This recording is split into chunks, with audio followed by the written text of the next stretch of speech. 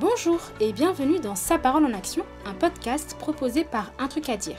Sa parole en action regroupe des témoignages de personnes qui mettent en application la parole de Dieu. Aujourd'hui, c'est Boris Moussida Costa qui va passer un moment avec nous. Il va partager son témoignage sur comment cultiver la paix dans la tempête. Bonjour Boris. Salut. Sois le bienvenu dans ce podcast. On est ravis de t'avoir avec nous dans cette émission. Merci, c'est un plaisir. On est très content de t'avoir. On est super content et vraiment merci d'avoir accepté de témoigner sur comment cultiver la paix dans la tempête. Avant de t'écouter partager ton témoignage, tu vas te présenter à la manière de Sa parole en action en nous donnant 3 choses: un verset biblique qui correspond à ta personnalité, ton cantique préféré et ton personnage biblique préféré. On t'écoute. Des bonnes questions. Alors, mon verset qui me correspond le plus, mon verset préféré, c'est Ésaïe 30:15. C'est dans le calme et la confiance que sera votre force. Tout simplement parce que, en fait, déjà, c'est vraiment un verset qui, plus qu'un verset préféré, c'est vraiment le verset qui me drive au quotidien, tu vois. Il n'y a pas un jour où je ne pense pas à ce verset. Et c'est simplement parce que, en fait, j'ai souvent l'impression que ma vie, elle va un peu à 100 à l'heure, tu vois. Et sur cette route, j'ai eu beaucoup de challenges, comme beaucoup, hein, j'ai eu beaucoup de challenges, des moments de doute. Et ce verset, il agit en moi comme une constante motivation à pas forcément rechercher la porte de sortie, tu vois, mais sur cette route-là, à trouver ma paix dans le Seigneur pendant que je traverse du coup ces différentes épreuves et lui faire confiance dans les grands comme dans les petits obstacles. Voilà, donc c'est vraiment quelque chose qui me motive au quotidien, tu vois, à rechercher ma paix et ma confiance dans le Seigneur. Mon cantique préféré, c'était pas simple. J'avoue que j'ai dû faire appel à l'appel à un ami parce que là, c'était. J'en ai beaucoup. Mais mon verset préféré, mon cantique, pardon, préféré, je dirais que c'est Ébloui de Dan Luten. Pourquoi ce cantique? Parce que il me projette tellement en fait dans, tu sais, ce jour où je me retrouverai devant le Seigneur et que je serai là à chanter ses louanges, tu vois. C'est tellement fort. Et en fait, dans ce morceau, tu vois, je pense aussi, tu vois, le clip qu'a fait Dan Luten, c'est vraiment plein de gens qui sont dans une salle, debout, yeux fermés, à louer et tout. Et c'est vraiment une espèce de... Peut-être que je me trompe, hein, mais c'est ce que je m'imagine de ce que ce sera au ciel quand on sera tous unis dans un même lieu simplement pour l'adorer pour l'éternité, tu vois. Donc c'est un cantique qui me transporte complètement, quoi. Et enfin, mon personnage biblique préféré, sans hésitation, là par contre, c'est Paul. C'est Paul, tout simplement parce que c'est un mec qui vient de loin. C'est un mec qui vient de loin. Et malgré le fait qu'il vienne de si loin, il a beaucoup fait pour l'avancement du royaume en son temps, tu vois. Et pour moi, c'est un super exemple, personnellement, tu vois, de savoir que Dieu veut et peut utiliser n'importe lequel d'entre nous, peu importe notre passif. C'est clair, je suis assez d'accord avec toi. Franchement, c'est ouf. Et j'aime vraiment l'effet que te fait éblouir ce passage, enfin ce cantique-là que tu as partagé. Je trouve ça assez juste, en fait. C'est un beau cantique. Et moi, j'avoue, moi perso, je suis assez sensible au chant Reçois. Un chant qui dit reçoit notre adoration, en fait. Et je trouve qu'il est assez juste, il est magnifique.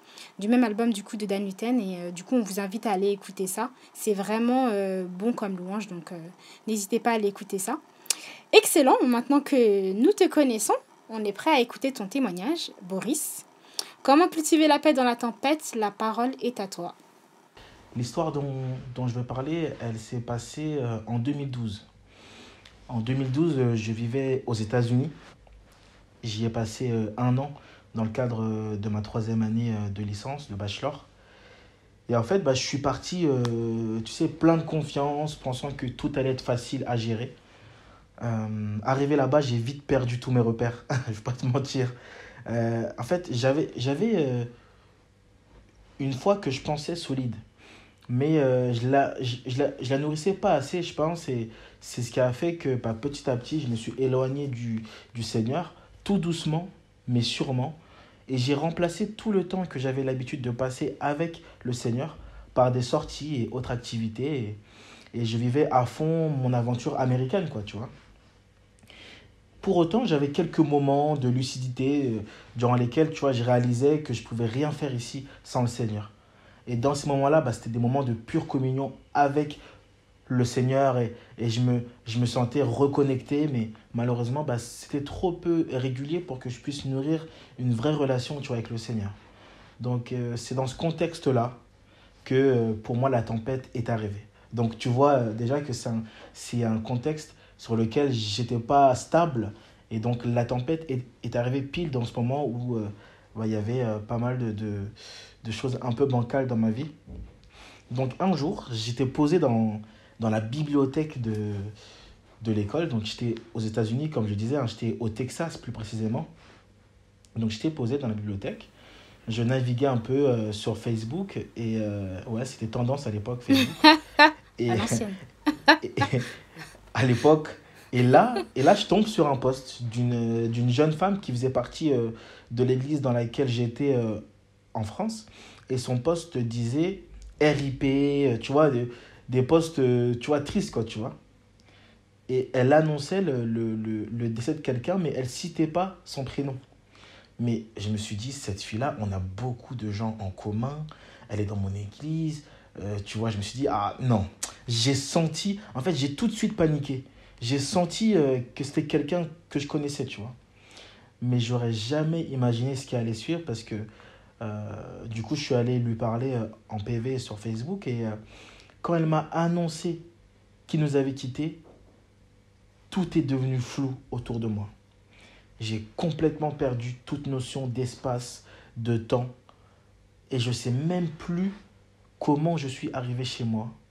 J'avais, je me rappelle encore, hein, j'avais mes lunettes de soleil, des grosses lunettes et quelques larmes qui coulaient le long de mes joues et je suis arrivé chez moi, il y avait mes colocs, et ils m'ont vu en pleurs et ils ont vu que j'étais dans un état où je pouvais même pas parler. Donc ils m'ont laissé un peu tranquille et j'ai appelé mes parents en France pour qu'ils me confirment la nouvelle que c'était vraiment cette personne-là qui était décédée.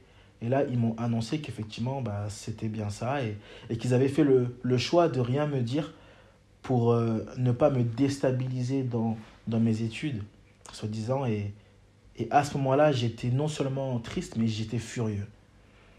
Et en fait, à la tristesse, du coup, est venue se rajouter une colère. J'ai rarement, même peut-être jamais, ressenti cette colère-là dans ma vie. Et ce sentiment, il s'est amplifié quand j'ai compris que, en fait, j'ai parlé avec mes parents, j'ai parlé avec tout le monde. J'ai eu aussi la famille de cette personne qui est décédée. Et j'ai compris, en fait, que je ne pouvais pas rentrer en France pour l'enterrement parce que bah, j'avais pas les moyens, tout simplement, et que ma famille ne pouvait pas se le permettre. Donc, j'ai vécu le deuil seul, à plusieurs milliers de kilomètres, rempli de colère, d'amertume et de toutes les émotions que tu peux imaginer. Et très très honnêtement, ça a été, je pense, la période la plus sombre de ma vie. Même aujourd'hui, tu vois, quand j'ai pensé en fait à cette thématique pour qu'on en parle ensemble, j'ai voulu éviter ce sujet, tu vois.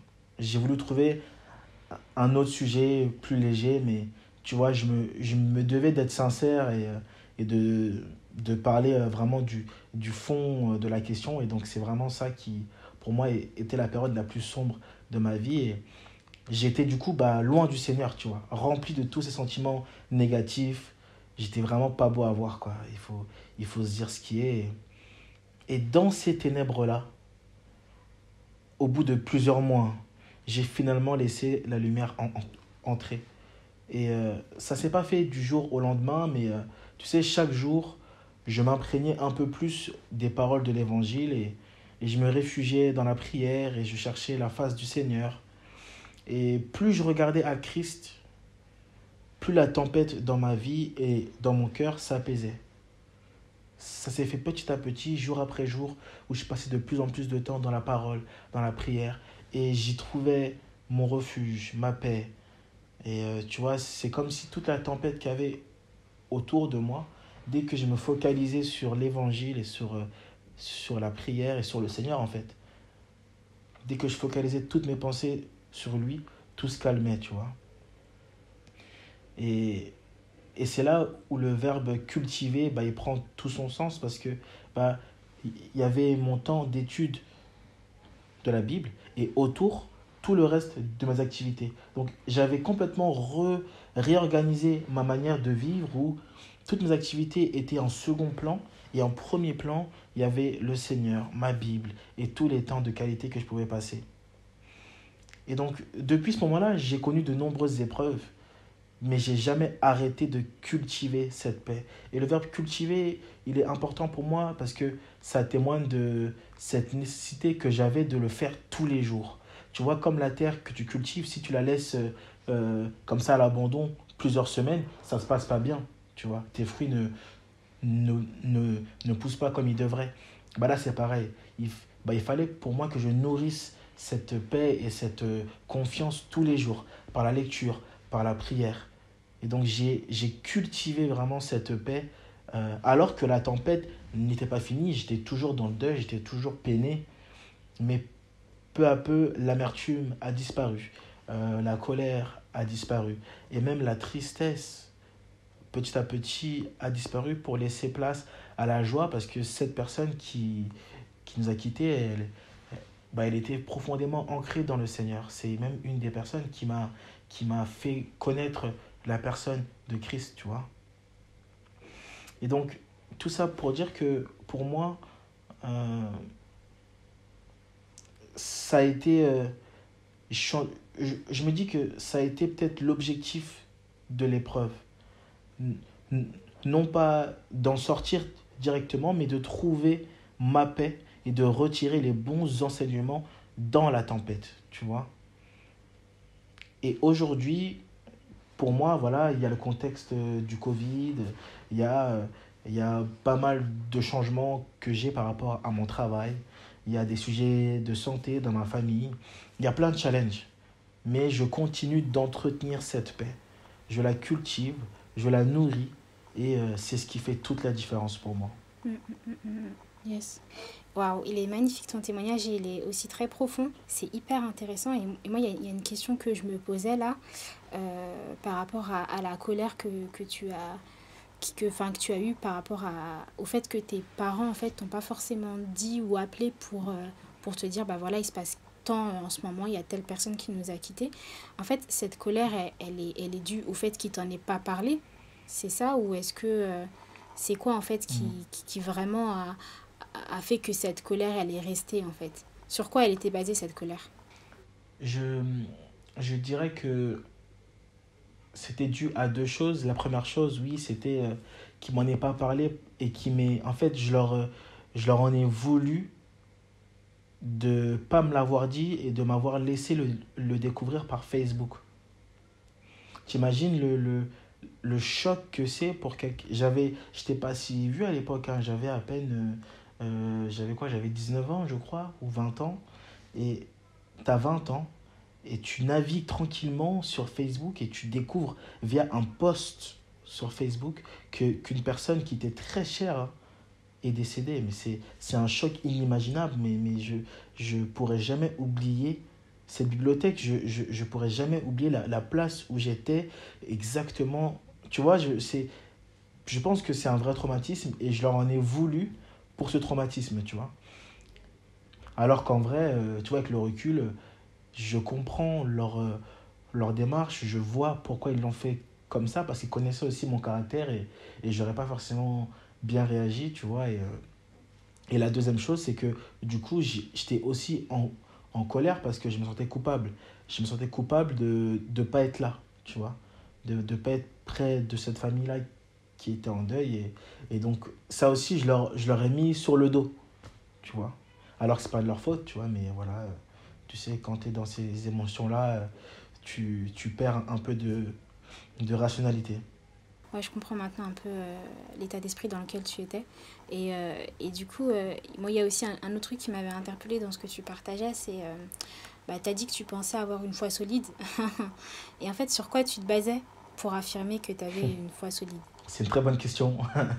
C'est une très bonne question et je pense que en, en ce qui me concerne, je j'avais pas encore compris que accepter Jésus-Christ, c'est magnifique, c'est formidable, mais au-delà de ça, Et je parle vraiment pour moi personnellement. J'avais accepté Christ dans ma vie, il n'y avait aucun doute là-dessus. J'étais engagé pour lui en France, etc. Mais au-delà de ça, j'avais, en arrivant aux États-Unis, je m'étais vu plus fort que ce que je n'étais, tu vois.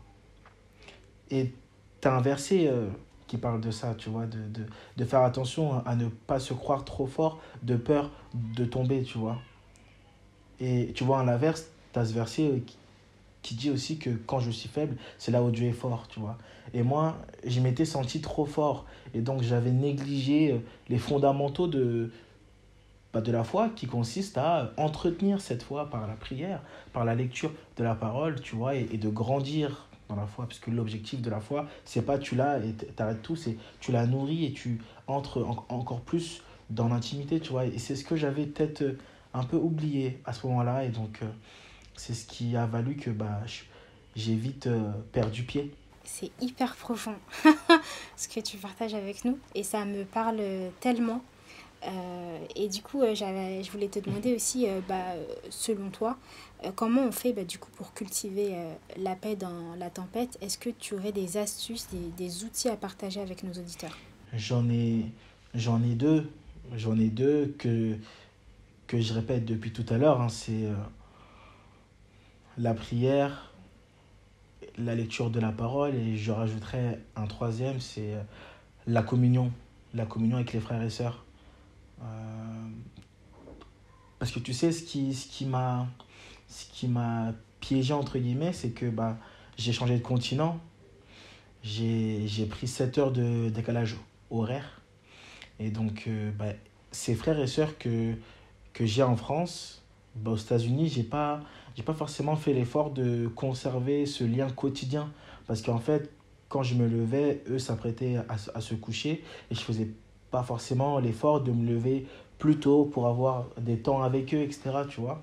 Donc, petit à petit, je me suis retrouvé un peu seul dans ma bulle, tu vois, avec aucune personne, tu vois, avec qui euh, partager.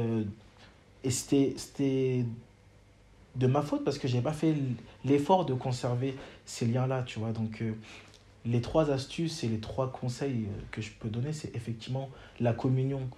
Il faut avoir des gens vers qui se tourner et on a l'église pour ça, on a nos groupes de jeunes respectifs, on a, tu vois, des frères et sœurs.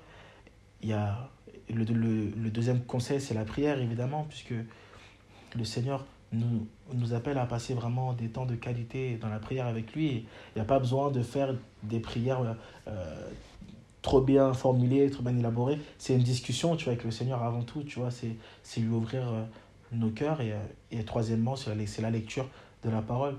Et là aussi, il y a pas besoin d'être un érudit, tu vois, pour se plonger dans la parole, parce que déjà, tu as des paroles qui sont très très bien expliquées. Tu as des bibles, tu vois, qui permettent quand même de comprendre à chaque fois les contextes, etc.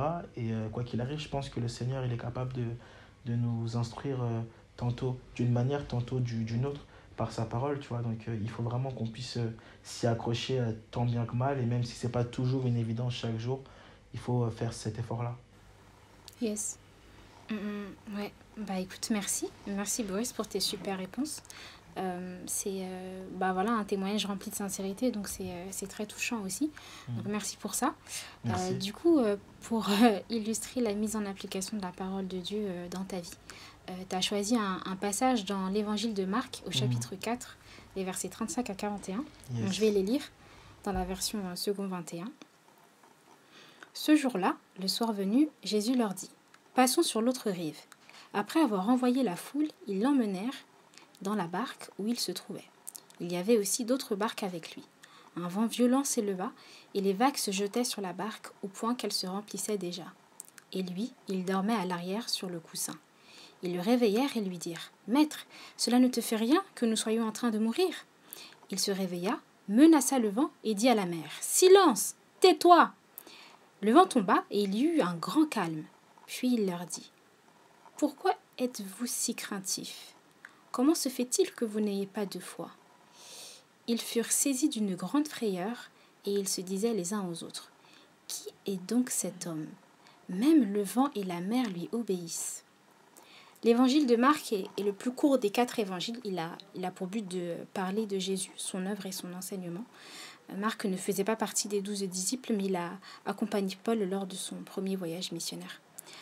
Ma question, Boris, c'est quel lien y a-t-il entre ce passage biblique fort intéressant et ton témoignage? Bah, en fait, pour moi, c'est comme c'est comme si j'avais vécu cette période-là, mais dans les temps modernes, tu vois. Je trouve que je m'identifie énormément à ces personnes qui se trouvaient dans la barque avec Jésus, tu vois. Des personnes qui reconnaissaient, tu vois, qui était Jésus, tu vois.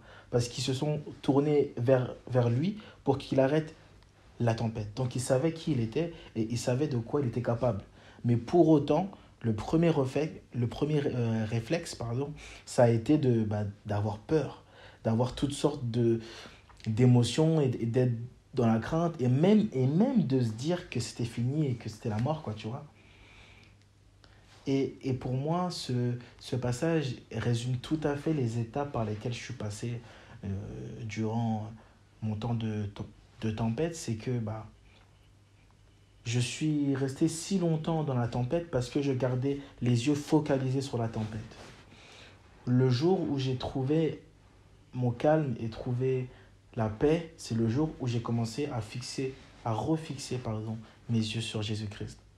Parce que dès lors que j'ai fait ça, c'est à ce moment-là que j'ai trouvé la paix et le calme dans un Jésus-Christ qui était là depuis le départ et qui dormait tranquillement, en fait. Parce que lui était pas inquiet. Et il attendait simplement que je me tourne vers lui. Et pas que je me tourne vers lui forcément pour lui dire « S'il te plaît, Jésus, arrête cette tempête », mais que je me tourne vers lui pour lui dire « Jésus, tu es au contrôle. Tu es au contrôle, c'est toi qui diriges. Et parce que tu es en paix, Jésus-Christ, je veux être en paix. » Tu vois? Je me dis, après, ça c'est vraiment que moi, c'est vraiment mon idée que je me fais de ce passage-là. Mais quand je l'imagine, je me dis, mais qu'est-ce qui serait passé si ceux qui étaient sur la barque s'étaient mis à dormir comme Jésus? Tu vois, ça se trouve, c'est ça que Jésus voulait, que tout le monde dorme tranquille, tu vois. Je sais pas, mais tu vois, je me dis, c'est peut-être ça que le Seigneur il veut pour nous, c'est qu'on apprenne à cultiver notre paix et notre calme dans la tempête, tu vois. Ouais, de fou, c'est clair. Du coup, il faut qu'on apprenne à faire des siestes alors. Faut qu'on apprenne à se poser et clairement, hein, à regarder Jésus et voir qu'il fait une sieste. C'est parti, faisons une sieste, les gars. C'est ça. Je pense que c'est on peut clairement garder ça en tête. C'est vrai, en fait, hein, ce que tu dis, mais c'est vrai que j'avais jamais vu les choses comme ça, hein, de me dire, si du coup les disciples avaient fait comme Jésus, en fait, ils auraient vécu. Qu'est-ce qu'ils auraient vécu? En fait, ils se seraient même pas rendus compte. C'est ça, en fait, que Dieu il veut, en fait, c'est qu'on se rende pas compte, clairement, qu'on vit des épreuves. Et il y a des fois, on vit des épreuves et quand on a effectivement les yeux fixés sur Jésus, en fait, on les voit pas. C'est ça. Elles passent comme ça devant nous et on se rend même pas compte qu'on est en plein dans une tempête, là. C'est ça. Et parce qu'on a les regards fixés sur Jésus, waouh, il se passe des trucs de fou, quoi. Non, c'est hyper encourageant ce que tu partages avec nous. Eh bien, ça y est, le podcast touche à sa fin. Franchement, c'était archi cool de t'avoir avec nous dans ce nouvel épisode de Sa parole en action. Mais franchement, c'était super. J'espère que tu as pris du plaisir à partager ça avec nous. J'espère que tu es heureux. Hein. Beaucoup de plaisir. Merci beaucoup encore pour l'invitation. Bon, c'est cool. Yeah, c'est cool. Alors, l'équipe et moi-même sommes reconnaissants pour ton témoignage et on espère que cela vous a plu. As-tu un dernier truc à dire à nos auditeurs, Boris? Un truc à dire, c'est génial. Faut pas louper ça. Il faut regarder tous les épisodes. Merci, c'est sur ces belles paroles que nous nous quittons. Soyez bénis, à la prochaine et surtout, on n'oublie pas de mettre sa parole en action. Ciao, ciao. Salut, Boris. Salut.